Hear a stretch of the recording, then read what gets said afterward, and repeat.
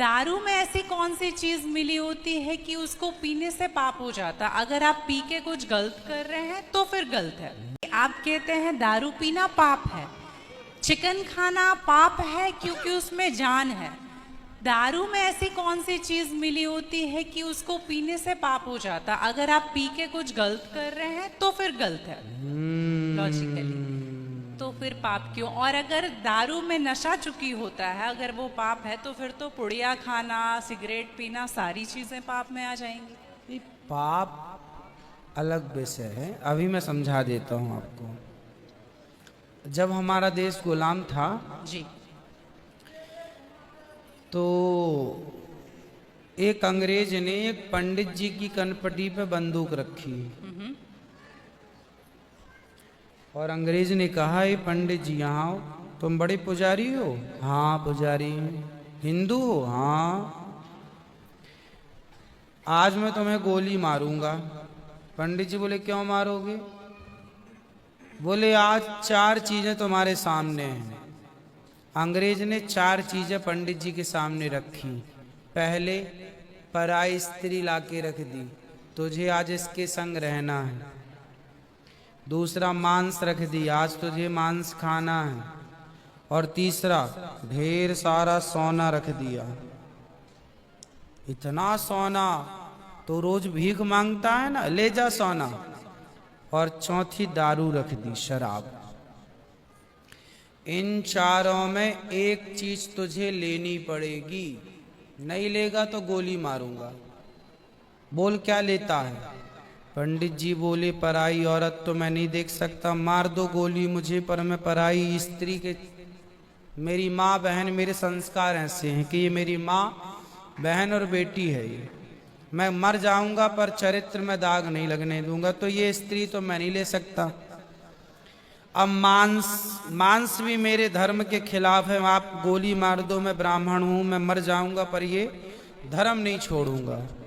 और रहा ये सोना भी नहीं लूंगा, क्योंकि मैं भीख इसलिए बेईमानी करता तो भीख क्यों मांगता?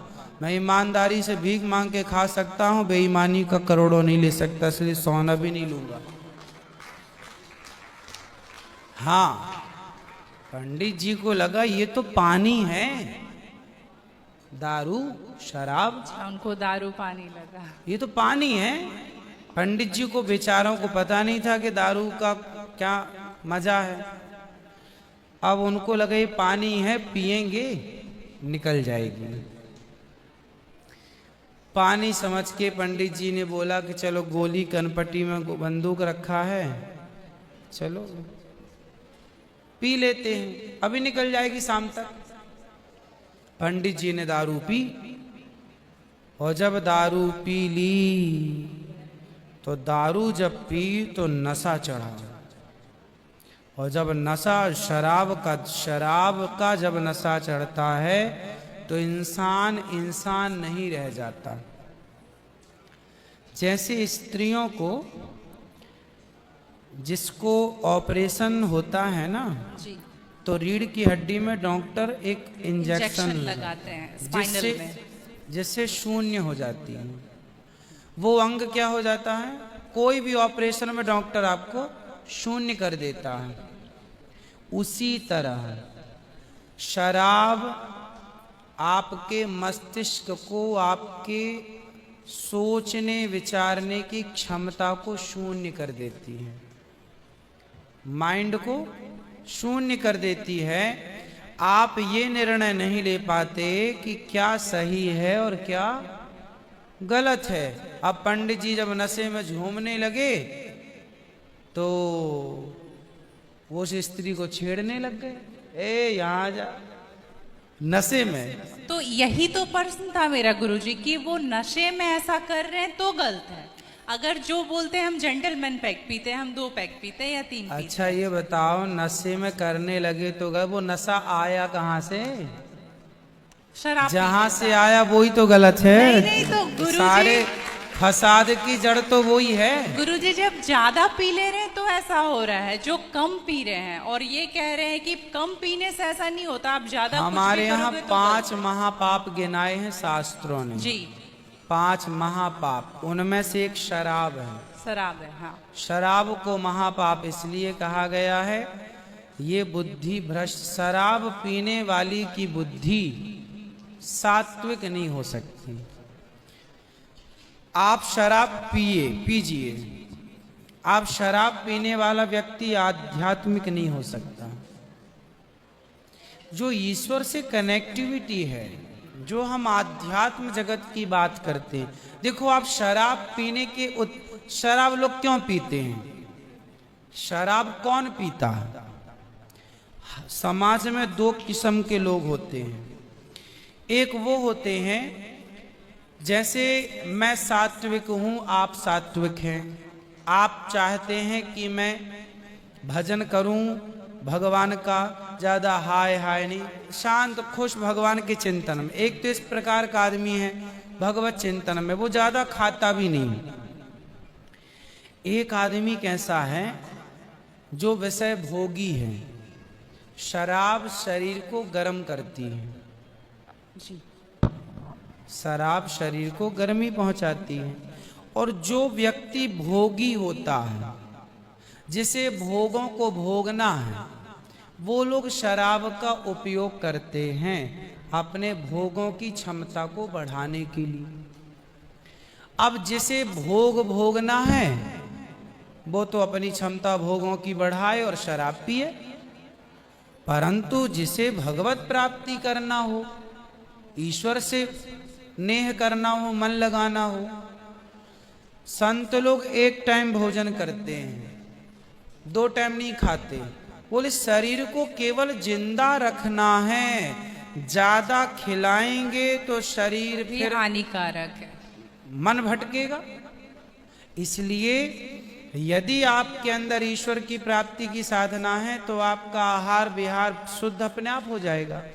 और मन में यदि कामना है तो फिर लोग तो चरस भी पीते हैं, अफीम भी लेते हैं। ये सब चरस अफीम क्या करती हैं? शरीर को उत्तेजित करती हैं। ये सब शरीर को उत्तेजित करने वाले पदार्थ हैं। तो बाकी जितने भी नशा वाली चीज हैं, हाँ। गुटखा, खैनी, दारू जो भी हैं, ये सारे फिर उतने ही इक्विवेलेंटली सब नुकसानदायक है। खैनी से कैंसर होता है, सिगरेट से लंग्स खराब होते हैं। गुल से क्या होता है गुरुजी? किससे? गुल जो करते हैं, गुल क्या होता वो है? पाउडर एक होता है ना? नहीं, वो मैं जानता नहीं। चरस अफीम क्या कहते हैं? क्या है बेटा? ड्रग्स? नहीं, वो ड्रग्स नहीं होता, डब्बे में आता है गुल। नहीं, वो गांव के लोग को मैंने देखा करते हुए। हाँ, तंबाकू चूना? नहीं, वो मैं उसके बारे में पहली बार सुन रहा हूँ, अब रिसर्च करना पड़ेगा वो चीज क्या है। मतलब कुछ भी नशीला पदार्थ देखो गलत है, सब गलत है, सब गलत। शराब कौन सी सही है? सिगरेट कोई पिए तो कौन सा समझदार है? आप खैनी खाएं, गुटखा खाएं, अब कौन सही? इसे कौन कहे? मूर्ख ही सही कहेगा, खाने वाला ही सही कह सकता है। तो मतलब सब इक्वली उतना ही पाप है।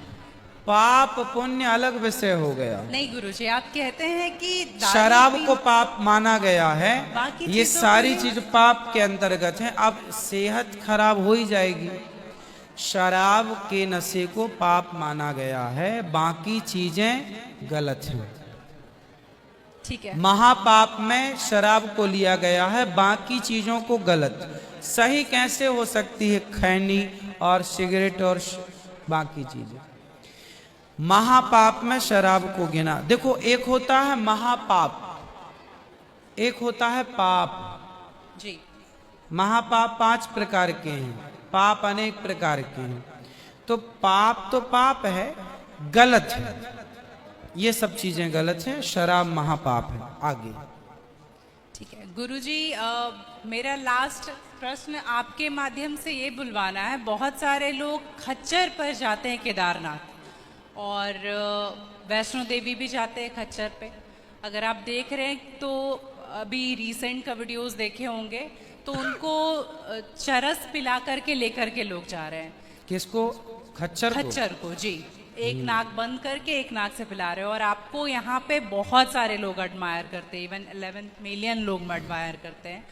अगर आप ये बोल देंगे कि आप धाम जाते हो तो जाओ, लेकिन पैदल जाओ, इनका प्रयोग मत करो, तो मेरे लिए बहुत अच्छा होगा, क्योंकि हम बहुत ज़्यादा ही एनिमल लवर हैं।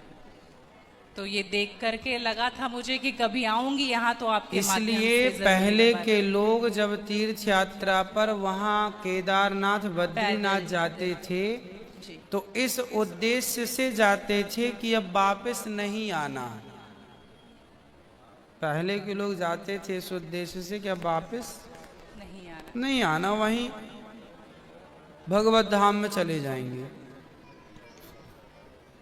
आजकल इसलिए आज के जमाने में तीर्थ इत्यादि जवानी में ही कर लो। माँ बाप को समय है, पांव हाथ चल रहे हैं तो करा दो, भजन करो मस्त जवानी में, बुढ़ापा किसने देखा। तो समय से सब कर लो, बुढ़ापे में फिर तो खच्चर ही बचेगा। तो बुढ़ापे जो देखो बूढ़े लोग हैं जो नहीं चल पा रहे हैं पर आस्था है दर्शन की, तो वो अपने हिसाब से जाते हैं। नहीं तो गुरुजी हेलीकॉप्टर भी तो है ना। हाँ हेलीकॉप्टर का बजट सबका नहीं होता, हेलीकॉप्टर से सब नहीं जा सकते ना, उसकी टिकट ही महंगी है, 25-50 हजार रुपये लगता है, लाख रुपए भी लगता होगा, भगवान जाने, मुझे नहीं पता कितना लगता है। अब सामान्य आदमी कहाँ वो 50 हजार की टिकट कटाएगा, वो तो 1000-2000 दे के जाना चाहेगा। तो सबके अपने अपने बजट हैं, पर ये कोशिश करो कि हम अपने पांव पर चलें, हम किसी पर बोझ ना बने। ये सही है कि हम किसी जीव को परेशान ना करें। यदि वो गधा बधा जो भी है खच्चर, वो यदि स्वस्थ है, क्योंकि हमारे यहाँ राजाओं के जमाने में घोड़ों पर ही सवारियां होती थी, रथ घोड़ों के द्वारा ही चलाए जाते थे, तो उन घोड़ों का ध्यान भी रखा जाता था। पंच परमेश्वर कहानी है जुम्मन से खलगू चौधरी, उसमें एक इक्का गाड़ी की भी कहानी है ना। तो उसमें बैल के द्वारा इक्का गाड़ी चलाई गई, उसका जिक्र है। तो हमारे यहाँ पहले ना जैसे किसान खेत में जोताई करते थे, जुताई जी। तो बैलों से होती बैलों थी, से होती तो बैलों को ना दिन भर जुताई में रखते थे और रात भर उनको चराते थे।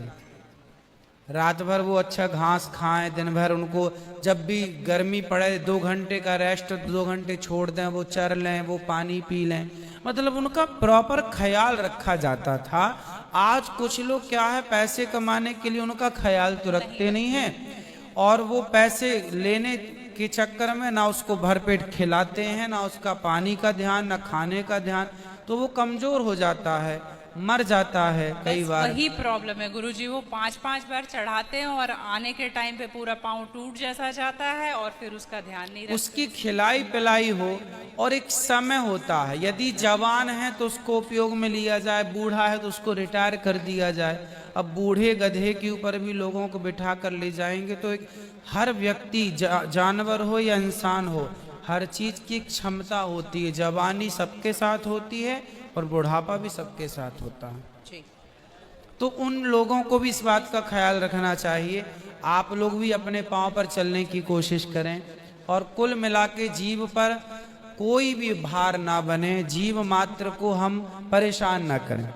जी धन्यवाद गुरुजी, थैंक यू। आप जितना प्यार अपने पति से करती हैं, आप उतना प्यार, उस तरह का प्यार पर पुरुष से करेंगे तो ये मर्यादा के खिलाफ है। जी। मतलब प्यार अब कहें कि नहीं जी जैसा हम अपने पति से करते हैं वैसे तुमसे भी करेंगे, वो अमर्यादित हो जाएगा। उसी तरह हम गाय से जो व्यवहार कर सकते हैं वो कुत्ते से नहीं कर सकते। तो हर चीज की एक मर्यादा है। कुत्ते को देहली के बाहर रखा जाता है, घर के अंदर नहीं। बट वो तो हमेशा घर में ही रहता है। वो आपकी अज्ञानता बस है। तो कुत्ता जहां जहां अपने पांव रख देता है, कुत्ता जहां जहां होता है वो अशुद्ध हो जाती है जगह। कुत्ता के स्पर्श से अशुद्धि आती है। तो इसलिए कुत्ता को रोटी खिलाने का विधान तो है। कुत्ते को आवश्यकता है तो आप उसकी दवाई भी कराइए, है ना। अनायास उसे छूने का विधान नहीं है। तो फिर गुरुजी उसको घर से बाहर कर दें। बाहर क्या, कुत्ते घर के अंदर रहे कब? आज के जमाने में फैशन का जमाना, तो लग्जरी गाड़ियों में घूम रहे कुत्ते। गाय है आपके घर में? नहीं गुरुजी, उसके लिए इसलिए नहीं पॉसिबल है क्योंकि आप फ्लैट में नहीं रख सकते हैं। आप खुद अगर रेंट पे रहते हैं तो आप समस्या नहीं रख तो सकते। यही है कि आज हम कुत्ते को रखने को पॉसिबल मानते हैं, पर गाय को रखना इम्पॉसिबल मानते हैं। गुरुजी दिक्कत तो कुत्ते से भी है बहुत लोगों को। हाँ। लॉजिकली देखा जाए, अगर उसको हम बाहर लेकर के जाते हैं शौच के लिए तो उससे भी दिक्कत है, लेकिन कुत्ते में मैनेज हो जाता है क्योंकि हम बाहर लेके जाते हैं। एक्चुअली कुत्ते में आप लोग मैनेज करना सीख गए हैं। काश गाय के साथ भी मैनेज करना सीख गए होते तो गाय भी मैनेज हो जाती है अभ्यास से। अब कुत्ते के संग रहते रहते अभ्यास हो गया है। गाय भी ना, छोटी सी गाय आती है जो हिमालय तरफ की गाय है ना, वो बहुत छोटी सी होती है। वो गाय यदि आप घर में रखेंगे तो वो आपके बिस्तर में सो सकती है, वो आपके संग खा सकती है। मतलब छोटी सी होती है, 1 लीटर दूध देती है वो, और इतनी प्यारी गाय होती है, इतनी सुंदर होती है। मतलब पूरे भारत देश की सर्वश्रेष्ठ नस्ल है वो, सबसे सुंदर सर्वश्रेष्ठ गाय। वो गाय सिर्फ कम दूध देती है। मतलब अपनी गौशाला में जितने छोटे छोटे बछड़े हैं ना, छोटे छोटे, मतलब सामान्य गैया का जो बछड़ा 1 महीने में होता है ना, उतनी बड़ी तो वो पूरी गाय होती है। मतलब उसे आप गोद में लेके जा सकते हैं। वो बच्चे की माँ बन गई है, लेकिन उस गाय को आप अपनी गोद में ले सकते हैं, वो भी गाय होती है। तो कुत्ते वालों को उस गाय के साथ मैनेज कर लेना चाहिए। अच्छा, मतलब उस हाइट, मतलब उस गाय की हाइट की ग्रोथ नहीं है, वो गाय की हाइट वो गाय बहुत छोटी सी होती है, छोटी सी होती इतनी सी होती है कि आप उसे गोद में ले सकते हैं। आप उसे गोद में लेके पूरे घर में घूम सकते हैं। मतलब इतनी छोटी गाय होती है वो। देखो, भगवान को पता था कलयुग में ऐसा होगा, इसलिए ऑप्शन दे रखा है। आप कुत्ते को गोद में लेके घूमते हैं, पर भगवान ने ऑप्शन दे रखा था, हम लोगों का ध्यान उस तरफ गया नहीं। सही बात। गुरुजी, मेरा दूसरा सवाल ये है कि ये सवाल बेसिकली मेरी बहन के घर वालों का है। चिकन नहीं खाना चाहिए क्योंकि उसमें जान होती है, कोई भी जानवर नहीं खाना चाहिए क्योंकि जान होती है। प्लांट में भी तो जान होती है ना गुरुजी? हाँ, होती है। तो फिर हम उसको तोड़ते हैं तो उसको नहीं दर्द होता? ऐसा उनके घर वालों का सवाल है, मेरे माध्यम से। नहीं, आप ठीक कह रहे हैं। देखो, किसी आप ना गेहूं को चबा जाइए जी, चने को चबा जाइए, दालों को चबा जाइए, तो वो रोती नहीं है, चीखती नहीं है, उसमें रक्त नहीं होता, हड्डी नहीं होती, मांस नहीं होता, वो चीखती नहीं है, चिल्लाती नहीं है ना। पर आप मुर्गी को मारिए तो वो चीखेगी, चिल्लाएगी, भागेगी, खून है, हड्डी है, मांस है ना। एक्चुअली सिद्धांत है ना। देखो, इतने सारे मर्द हैं,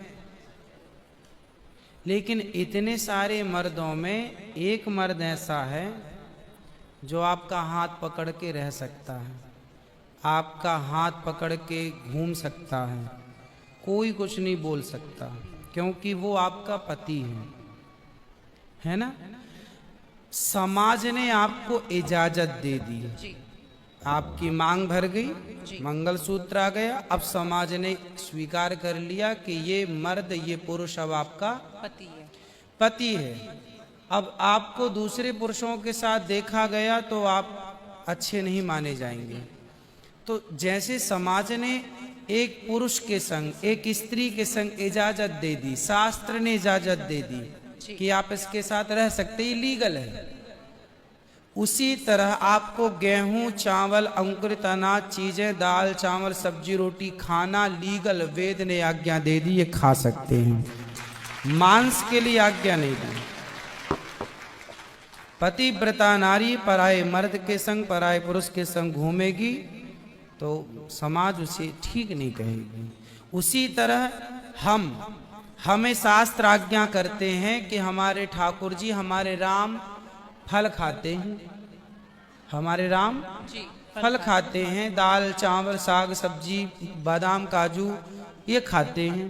तो हमारे राम, हमारे कृष्ण खाए, मतलब वेद ने आज्ञा दे दी कि आप ये खा सकते हैं, ये खाने का पदार्थ है। मांस शेर के लिए है, बिल्ली के लिए है, कुत्ता के लिए है। क्या आप कुत्ता हैं? क्या आप बिल्ली हैं? क्या आप शेर हैं? क्या आप चीता हैं? नहीं। फिर जब हम मनुष्य हैं तो मनुष्यवत व्यवहार करें जी। हम वो ना खाएं जो हमारे लिए नहीं है। अब मांस खाने वाले जानवर ना, आप गौर से देखिएगा, मांस खाने वाले जितने जानवर होते हैं, कुत्ता, बिल्ली, चीता, शेर, सब जीभ से चाट चाट के पानी पीते हैं जी। आपने कुत्ते को पानी पीते देखा हो? जीभ से पीते। लेकिन आप कैसे पानी पीते हैं? मुंह लगा होंठों कर, से पीते हैं, होंठों मुंह से पीते हैं। गाय कैसे पानी पीती है? मुंह से, जैसे हम लोग पीते हैं। कुत्ता चाट के, बिल्ली चाट के। मतलब शाकाहारी जानवर और मांसाहारी जानवर दोनों ईश्वर ने बनाए हैं। गाय को आप मांस परोसिए नहीं खाएगी, नहीं खाएंगे। वो बकरी को मांस परोसिए नहीं खाएगी, भैंस को मांस परोसिए नहीं खाएगी। जब जानवर होके अपने धर्म में अड़े हैं तो हम इंसान क्यों अपना धर्म छोड़ रहे हैं?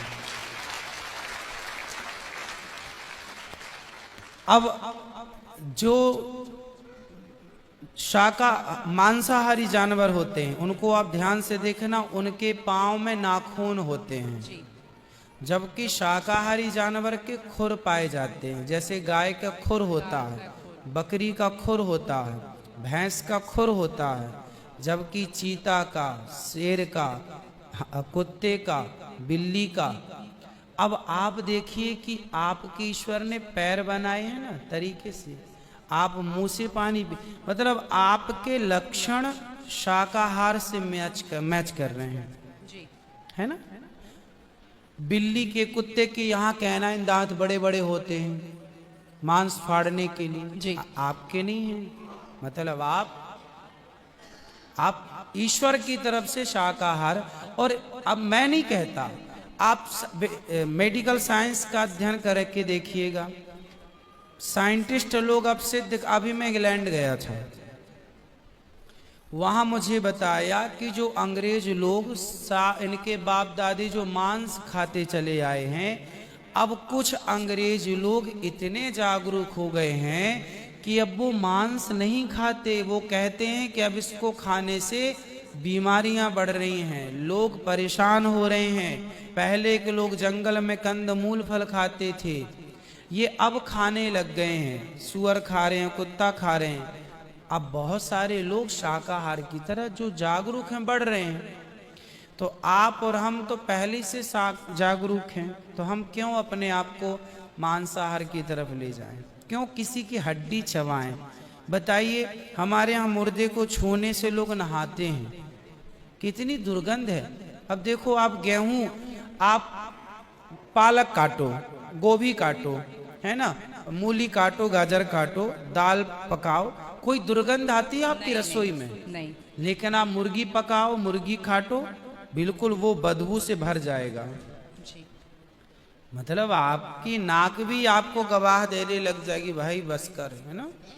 तो शरीर एक्सेप्ट नहीं करता, आप जबरदस्ती खिला रहे। गुरुजी, मेरा तीसरा प्रश्न ये है कि जैसे हम लोग एकादशी करते हैं और किसी दिन अगर हम बाहर रहते हैं और उस दिन एकादशी है, फॉर एग्जांपल हम आउट ऑफ स्टेशन है और उस दिन ख्याल नहीं कि एकादशी है, तो अगर हम बाहर चावल खा लेते हैं या लहसुन प्याज खा लेते हैं तो क्या वो ब्रेक हो जाता है पर्टिकुलर एकादशी उस दिन का, या पूरा कंटिन्यूड रहता है ना, जो ना। 108 हम कर रहे हैं? कंटिन्यू कैसे रहेगा?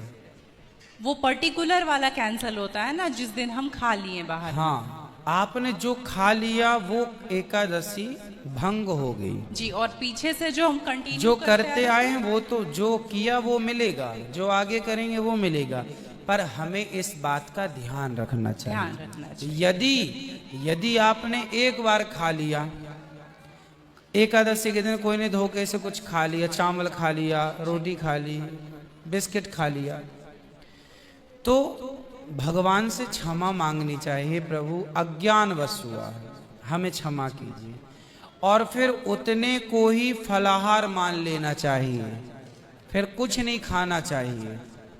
जैसे आज आपने धोखे से चावल खाया, आपने खाया ही एक कौर, तभी याद आया आज तो एकादशी। अब आप बोलेंगे नहीं, हे प्रभु अपराध हुआ, क्षमा, भगवान का नाम जप करो, और उसको ही अब मान लो कि अब मेरा पारण हो गया, अब फिर मैं कुछ नहीं खाऊं, तो फिर वो पूरी एकादशी मान ली जाएगी।